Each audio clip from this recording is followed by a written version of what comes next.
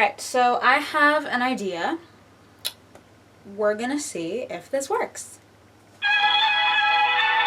Here's a ringback tone. Tween, you have a ringback tone! I do? Yo. Hello, sister. Hello, sister. Hello, gorgeous. Oh, hi, how are you? I'm so good. How are you? I'm good. It's good to hear your voice. It's been a million years. I have an idea for a video I was hoping you could help me out with. I have a couple of questions that I want to ask you. I'm going to go ahead and put you on speaker so your answers are recorded and just answer honestly. Sound good? All right. And my first question is, what has the highlight of your week been? Youth conference at church. Everyone else who stepped up to the plate to preach was really, really good, really on top of, of the theme, which is this year was we need more winners. So it was really good to see a good variety and spectrum of different preaching styles and it was all really good. Also, it was fun because they always do games and I'm always really good at those. And I got to sing with Kayla on the final day and everyone really liked it. So oh, that's so cute. Oh, I miss hearing you guys sing together. Yeah. And everyone at that church liked the way I dressed, so. It was probably finishing that daggone book. No, I'm not even lying. Finishing this book was the highlight of my week. It was like, not even that, but just the ability to like scratch off on my book list poster. Yes. That I actually finished, like that was satisfying. I was like, yes, finally, I did something and felt like this sense of accomplishment. I have a wedding tomorrow that I'm very excited. I haven't been in a wedding in a while, and I'm excited to dance. That's so fun. This is the highlight for a lot of people, and Hamilton's coming out tonight. Yes, oh, I knew it. I was going to see how long it took for someone to say it, because I think we're all thinking it. The highlight of my week, I checked in with my employers next week, and they are overwhelmingly excited to have me back in the office. That's the cutest. So going back into a welcoming workplace has probably been the highlight of my week. Probably just the lovely weather and spending time in the sun in my garden. And I'll get my first jalapenos from my garden today. I'm going to pick them and make pizza and put them on top. That's so exciting. How cute. I feel like gardening is a thing that I've never even bothered to, try. But, you have gone in full force on this, and I love it. Yes, I have. I went to we have an Indian food truck in town, and I went and got some lamb kebabs this week, and they were really yummy. Oh, that sounds fantastic. Oh, I'm jealous. I feel like I've been craving all kinds of food, and right now I'm just, not adventurous enough to, be ordering from places, so I'm just craving everything. I got to that point where I was like, you know what? Yeah, they're following regulations, I'm following regulations, I'm just going to go pick it up and leave. I have developed the biggest crush on my neighbor.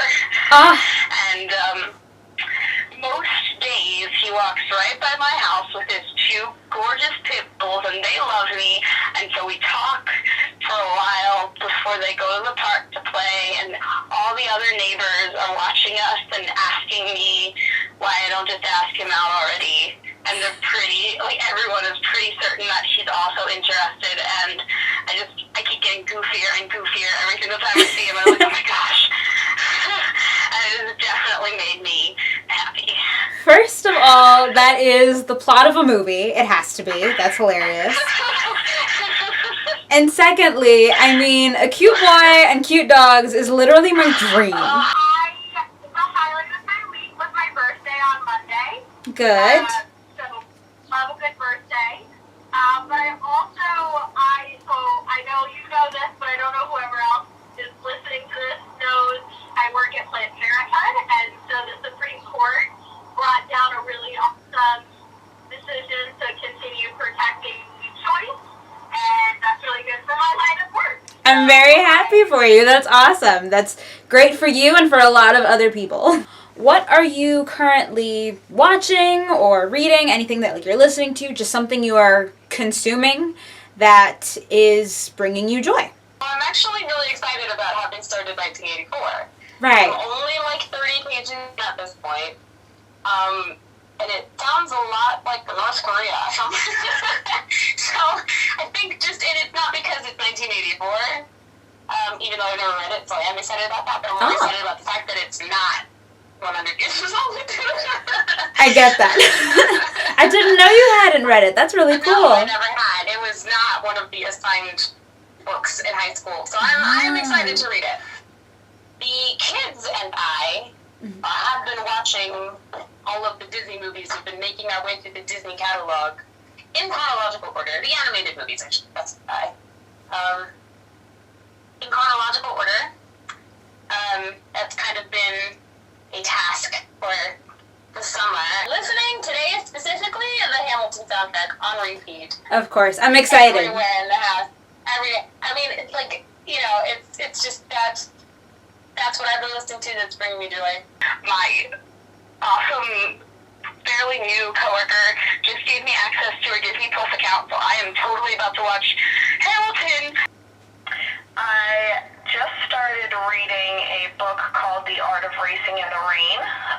You may have heard of it from the movie or possibly read the book, but it's basically from a dog's perspective as kind of how he goes through life and how he experiences things as a dog.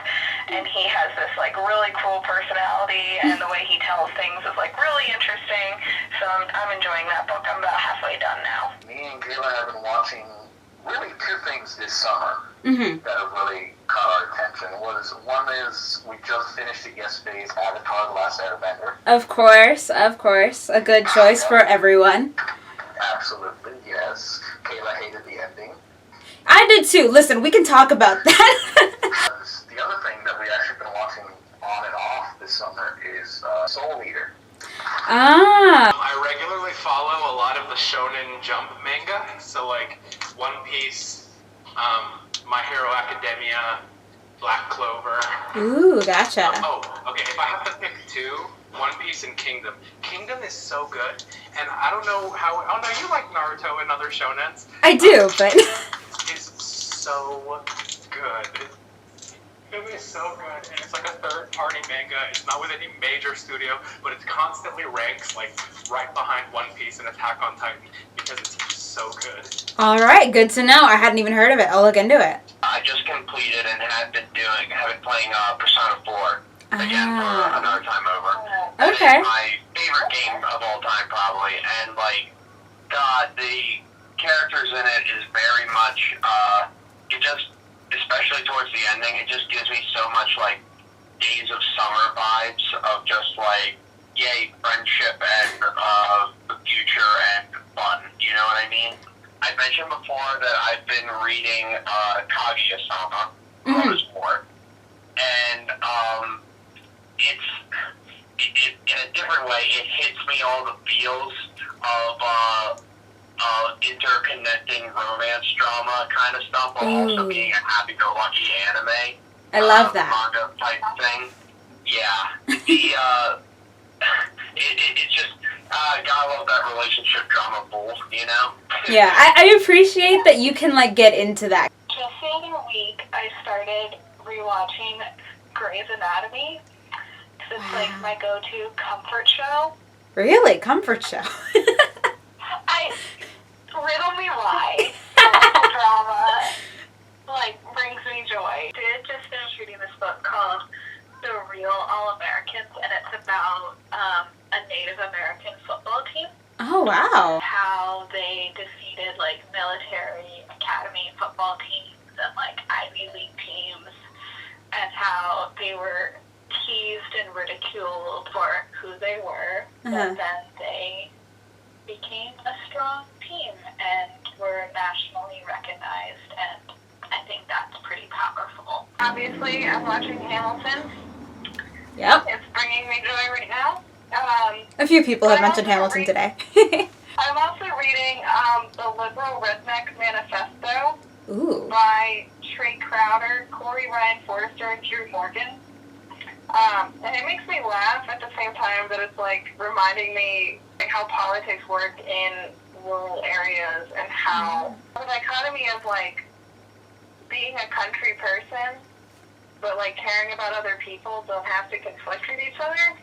The Golden Girls. Actually, right now there's a marathon on the Hallmark Channel, and I love it because it reminds me of my friends, and especially now, not being able to be around friends, it feels like I'm with friends when I watch it. Oh, that's so cute. Every time I see anything Golden Girls, I think of you, by the way. Like, I hope you know that. I think I'm going to spend my summer binging cartoons. I just binged both seasons of Kibo and the Age of the Wonder Beast and all 5 seasons of Shira and the Princesses on Power, both of which are on Netflix and are very diverse and also super queer friendly. So highly recommend. Love that. Really good.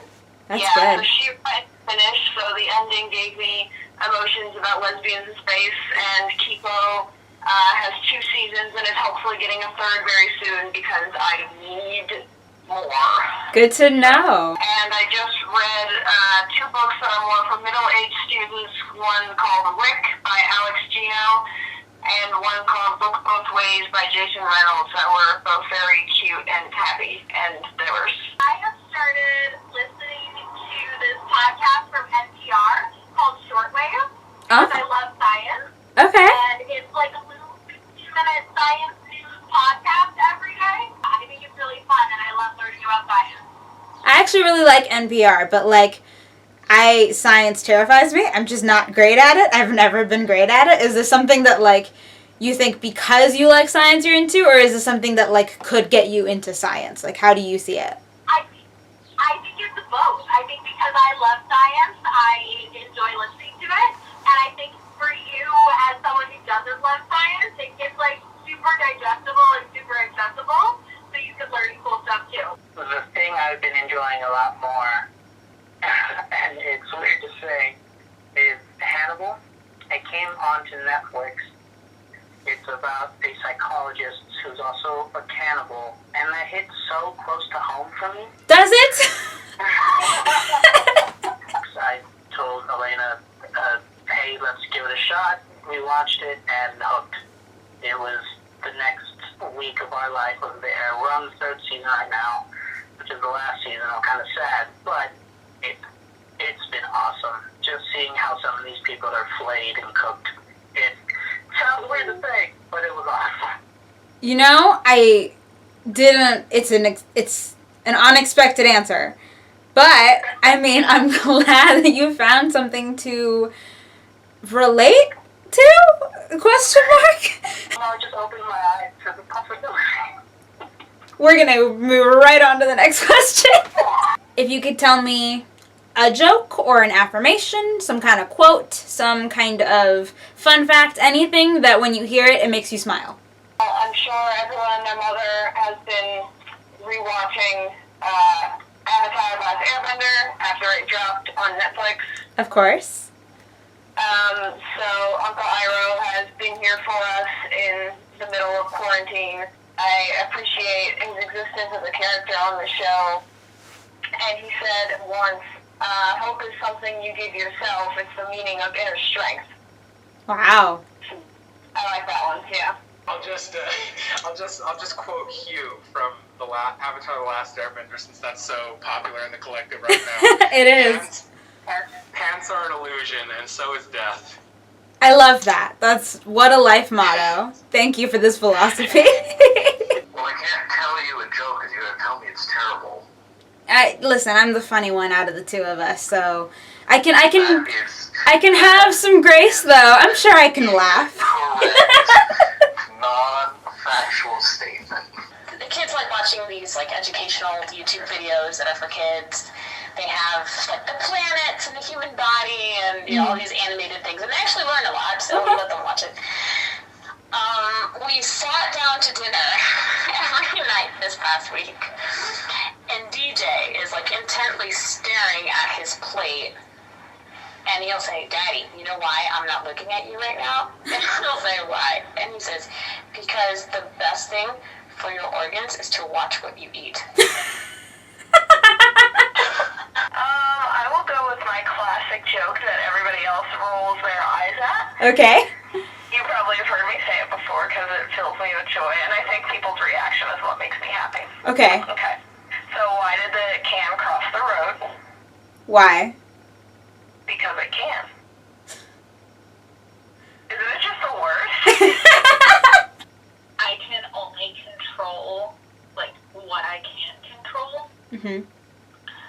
And I think that's been really important for me, like, going back into work and, like, seeing that there are, like, rises in cases and, like, all this stuff. It's like, I can't control what, like, other states are doing, Mhm. but, like, I can control what, like, I'm doing to keep myself safe and, like, my coworkers safe and my clients safe.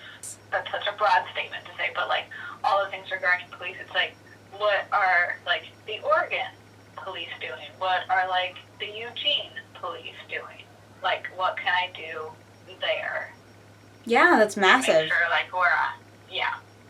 So, yeah, I guess doing what you can in the space that you're in. Yeah, for sure. I applaud you for that. Also, they're not called vocal cords, they're called vocal folds, if you want, like, a fun fact about speech pathology. My little brother likes to just throw out little facts, just out of the blue. Okay. He'll just be like, hey, did you hear about this? So we're driving, and he just turns to me, deadpan face. He goes, did you know chickens can't fart? I'm sorry. What? What? Repeat? He told me that chickens cannot fart. Okay. And I looked him in the eyes, and I was like, no way. There's no physical way. And me being me, I'm like, no. Maybe they can't burp. I mean, I remember watching Jimmy Neutron when it was first still the movie. That was the whole premise. Chickens can't burp. Is that what you mean? He goes, oh yeah, there you go. That's the one.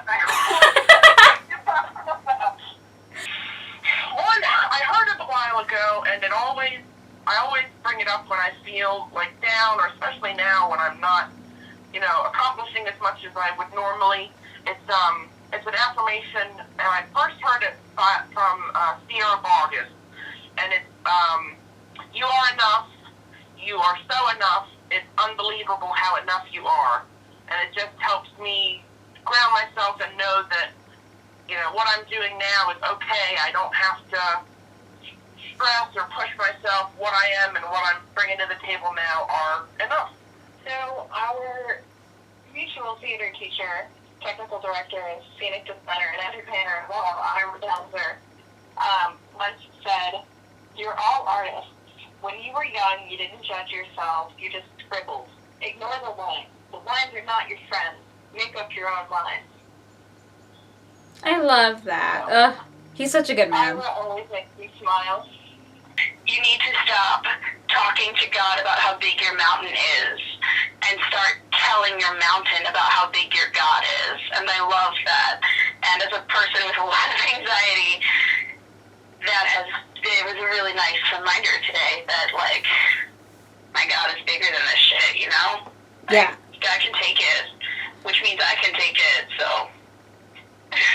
So, not only is that actually also my favorite quote ever, but that is something that my grandmother told us growing up all the time. So, I love that. I love that you just said that, because, like, that has definitely gotten me through a whole lot of my life. So, like, I love it. I love it. Thank you so much for letting me take up your time and just, like, berate you with personal questions. Me. I'm so excited. I'm so excited to see what this is going to be. Thank you to all of my lovely friends who took the time to answer my call, answer my questions. I appreciate it a lot. I hope that this, maybe inspired you guys to try some new things, see what you might like, or maybe go back to some old things after reminding yourself how much it comforted you. Let me know what your answers might be to these questions, and yeah, just do something today that makes you happy. Love, Sammy. Speaking of which, when do you want to hang out? I don't know, when it's safe. I'm not going to hit you. What? What? Uh-huh. Next question. Next question. Gosh darn it, Eric. Oh my gosh, I don't know why that's like the only thing that came to mind, but here we are. That's incredible. Thank you so much for that.